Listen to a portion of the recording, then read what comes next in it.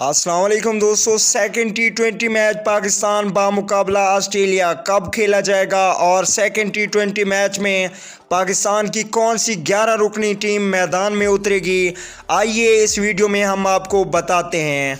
आपको बताते चलें कि पहला मैच डिक्लेयर हो गया था बारिश की वजह से। तो दोस्तों आप लोगों को पहले डेट और टाइम बता देते हैं। Pakistan versus Australia second T20 match, अगर डेट की बात करें तो 5 नवंबर 2019 को ये मैच खेला जाएगा।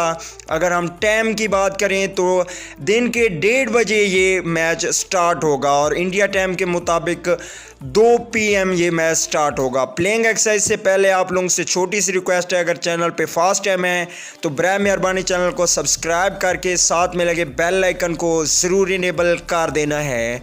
चलिए दोस्तों देख लेते हैं 11 रुकनी टीम दूसरे T20 मैच के लिए पाकिस्तान की क्या होगी। तो दोस्तों पहले नंबर पे होंगे कप्तान बाबर आजम, जो कि बिल्कुल मुकम्मल फॉर्म में हैं। दूसरे नंबर पे फ़खर जमान की जगह पे खुशदिल शाह को मौका दिया जाएगा और तीसरे नंबर पे होंगे left handing batsman Haris Sohail और चौथे नंबर पे होंगे इफ्तिखार अहमद। ये ऑलराउंडर हैं इफ्तिखार अहमद।